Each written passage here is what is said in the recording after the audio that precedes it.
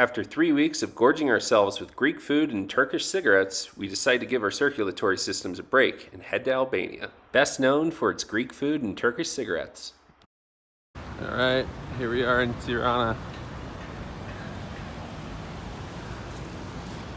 Oh yeah, look at this huge mosque. After a long day, we get a little hungry, so we start our search for food. We end up finding a really neat jazz club called Radio Bar in the center of Tirana. And we even had the chance to meet one of our favorite actors. Hello, my name is Michael Caine. You crack me up, Scott. Anyway, the next morning we jump on another bus and head to the biking capital of Albania, Skodar Lake. What's up, Amelia? Whoa. After the bus ride, we head into downtown Skodar to see what we can find. In Skodar. We end up finding this funny man. How much total? Moment. İçine bazlaydı, içine carzlaydı, içine ştatlaydı. Moment. After I solved his riddle, the price ended up being about 93 cents, which is really good for a sandwich that size. Alright. We're at day, I think, 21 of the European adventure, Amelia.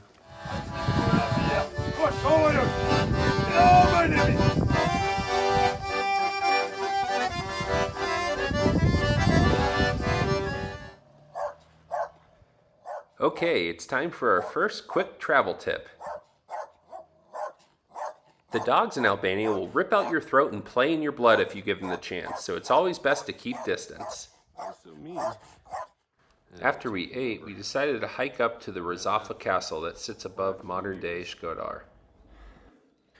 Like most castles in the Balkans, Razafa Castle was ruled by many different nations through history, including, but not limited to, the Illyrians, the Romans, the Byzantines, the Serbians, the Zaydans, the Venetians, the Ottoman Empire, the Montenegrins, and now the Albanians.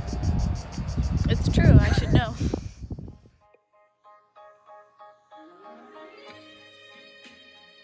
On the way down from the castle, we met two super nice Mormon missionaries who gave us a lot of good tips on where to find the cheapest booze and cigarettes. Boy, those guys were swell.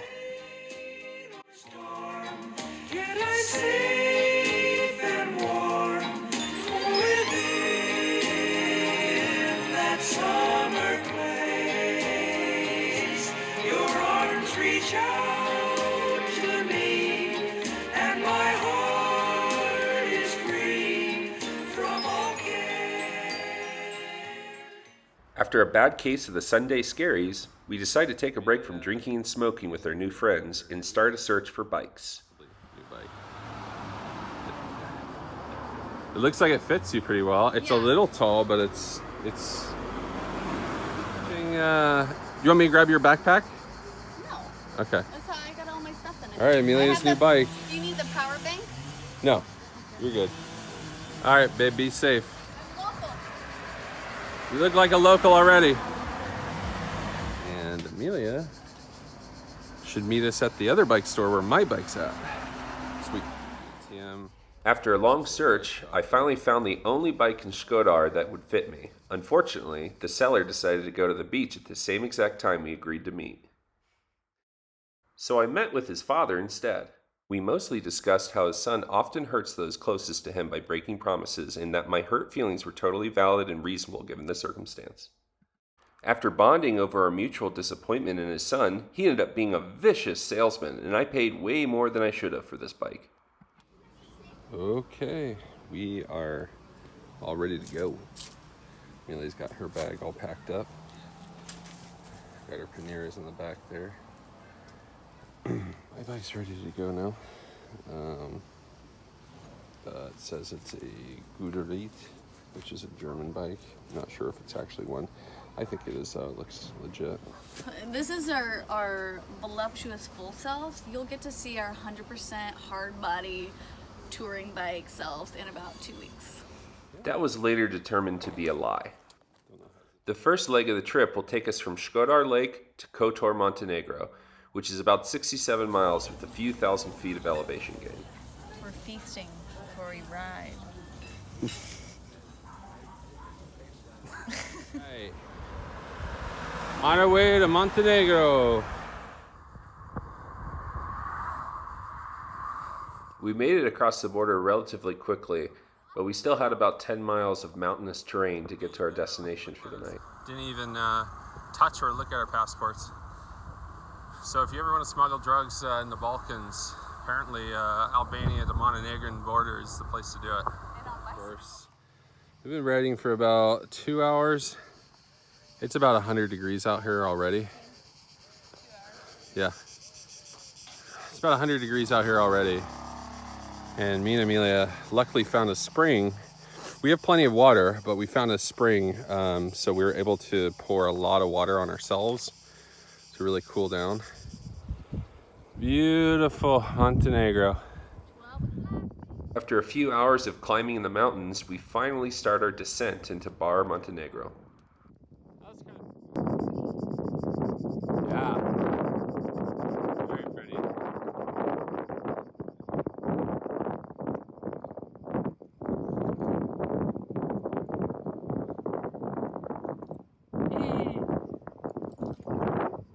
Alright, here's our Airbnb in Montenegro. Very interesting walls. Oh, and there's a little kitty. Oh, what are you doing here? Respiratory issue or something. I don't know. Her eyes and nose look a little bit inflamed. You see, very interesting painting here. Our host told us it was a self-portrait, which was awkward. Sure. After a long day of riding in the brutal heat, we spent the rest of the night playing with this kitten and a wild hedgehog. There's Bar Montenegro. We slept there last night. And now we are headed to Kotor, Montenegro. And we have a big tunnel to go through.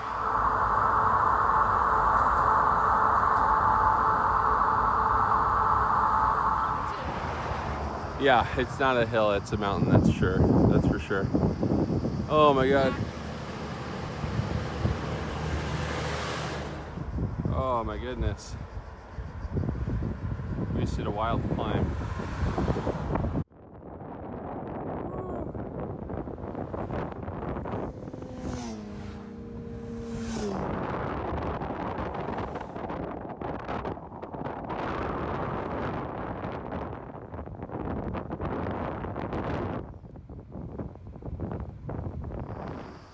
All right.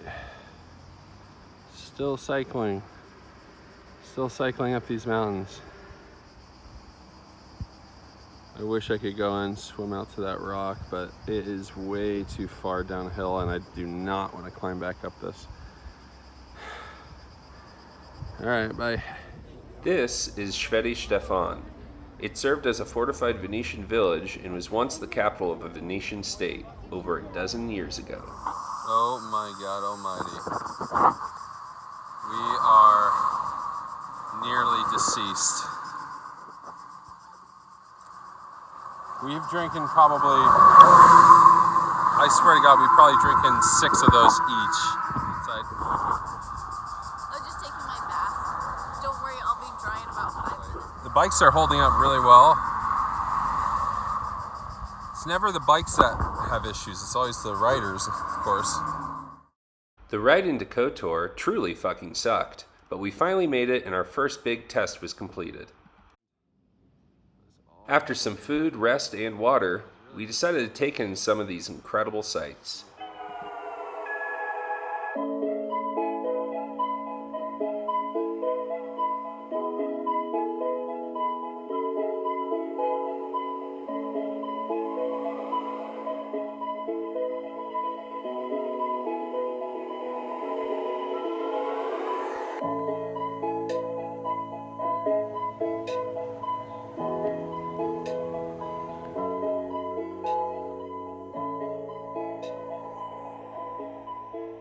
Well, that's about enough of that.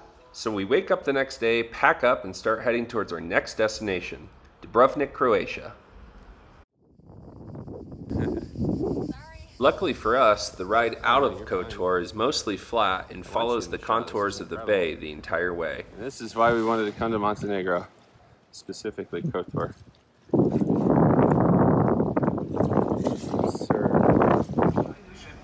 To get to the other side of the bay, we had to take a ferry, which only cost us about $2 each.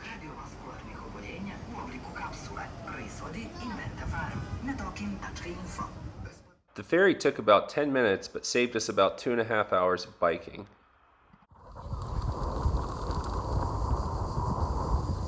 Kind of looks like Italy. You've never been to Italy? So, after a few more hours of riding, we start to approach the Croatian border. All right, Croatian border.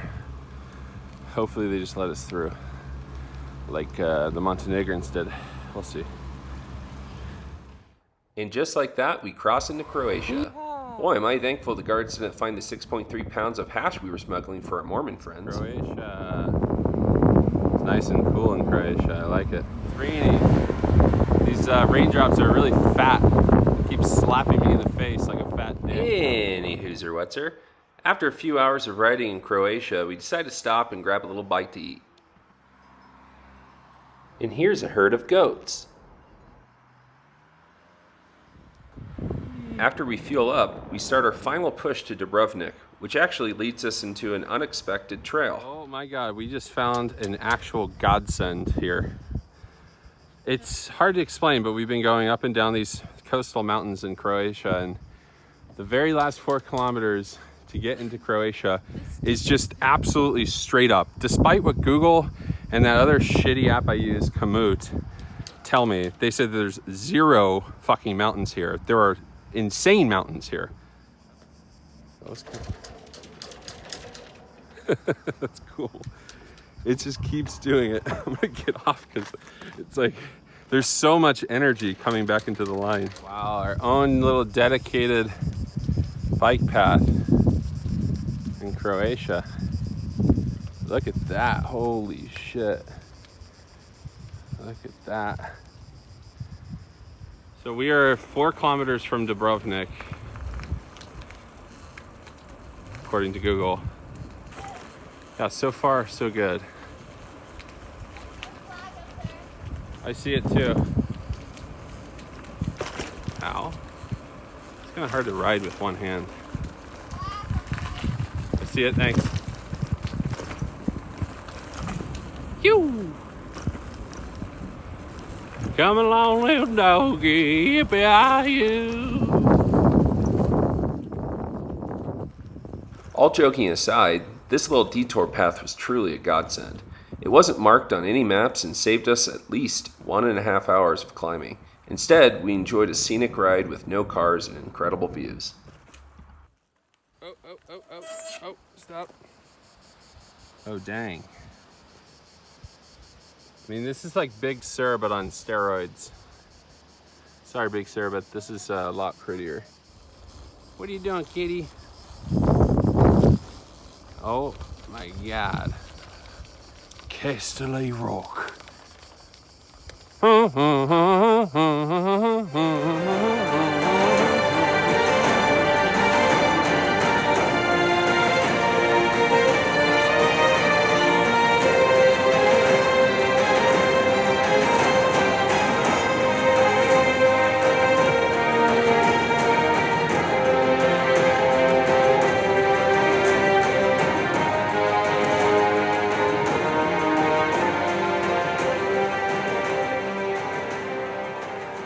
After visiting as many Game of Thrones filming locations as we could, we decided to head back to the Airbnb and take a dip in the ice-cold mountain spring next door.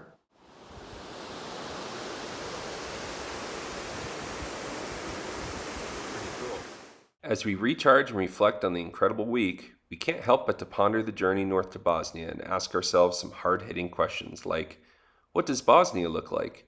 What do Bosnians look like? And what's the difference between affect and effect in any given context? Feel free to reach out to me privately about those. Otherwise, I hope you guys enjoyed the videos, and I guess we'll see you again soon.